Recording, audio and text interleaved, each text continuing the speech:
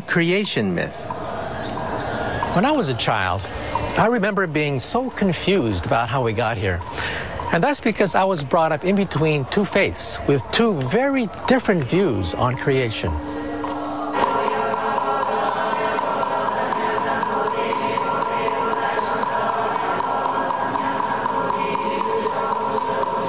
On the one hand, there was Christianity. At Sunday school, I learned all the Old Testament stories. Among them, the book of Genesis, describing how the universe came into being in a single moment of divine creation. On the other hand, my parents were both Buddhists. From them, I discovered that Buddhists believe the universe is timeless, without either beginning or end.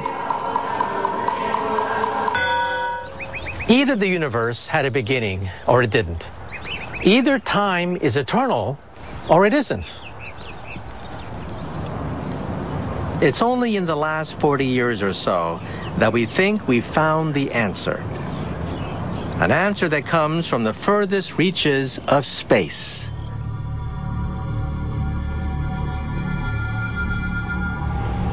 The amazing thing about looking up into the night sky is that it's like gazing at a cosmic map of the past. Every planet, every star is like a snapshot taken when their light first left them. The further the star, the more ancient its origins. But for centuries, the limits of the universe were a total mystery, until one man peered further into the heavens than ever before. In doing so, he gave us a better understanding not just of our universe, but of time as well.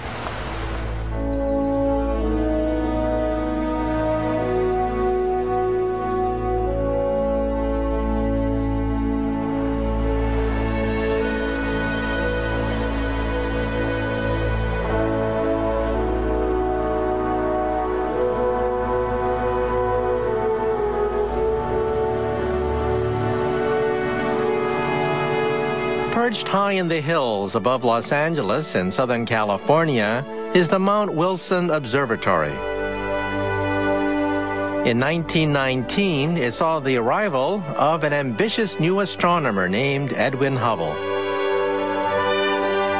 Don Nicholson remembers Hubble from regular visits to Mount Wilson as a young boy. Hubble, certainly as an astronomer, was a very skilled, a very dedicated, very effective astronomer. He was highly respected for his professionalism. Hubble's arrival more or less coincided with completion of the world's then most powerful telescope, capable of looking further into space and hence further back in time than ever before.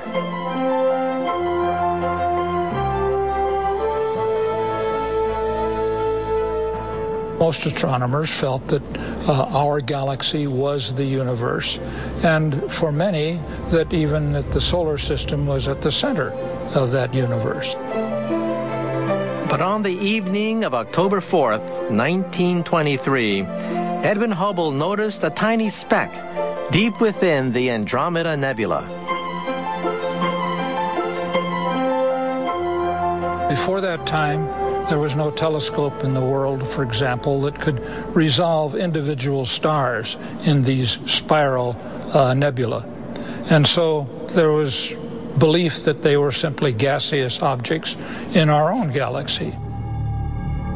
But Hubble was able to prove that his speck was indeed a star, and incredibly, that it was more than 1 million light years away, much too far to be part of our own galaxy. In one stroke, Edwin Hubble had destroyed the notion that our Milky Way was the sum total of the universe. And if the universe was much bigger, then it also had to be far, far older.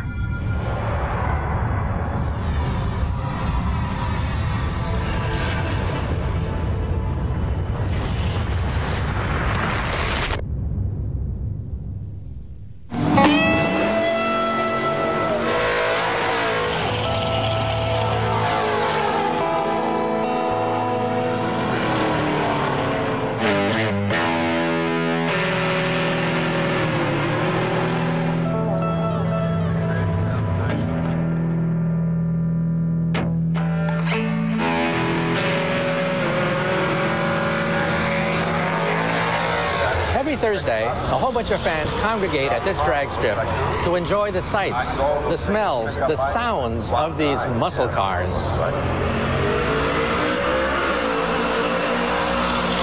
These unmistakable sounds are created by the same phenomenon that enabled Edwin Hubble to make his second great discovery.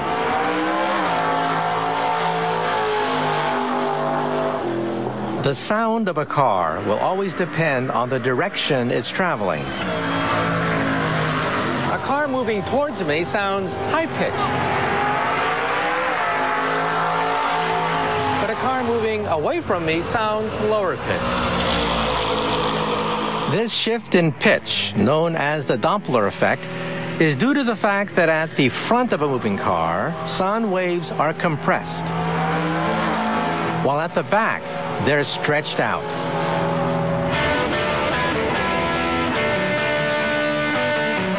And what's true of sound is also true of light. As light moves away from us, its waves too become stretched. By measuring this effect, called the redshift, in one galaxy after another, Edwin Hubble realized that not only were they all incredibly distant, they were all moving away from us. In other words, the universe was expanding. If the universe was expanding, then it had to be expanding from something.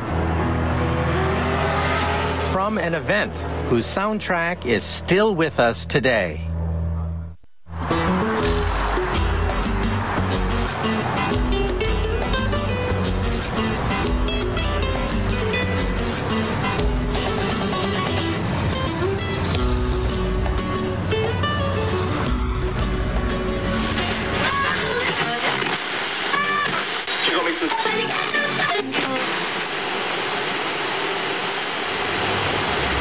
What I'm listening to now are some of the sweetest sounds ever, the sounds of creation.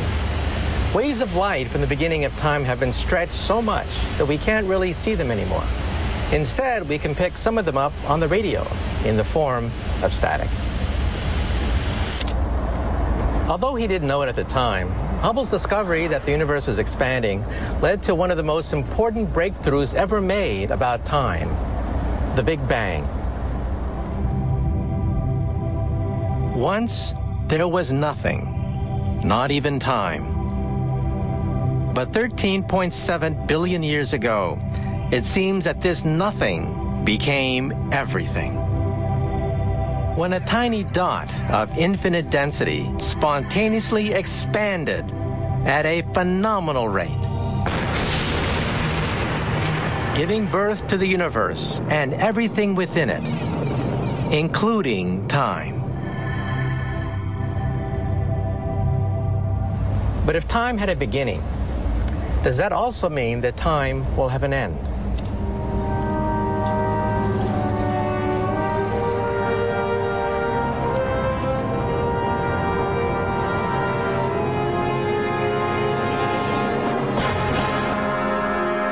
Just as many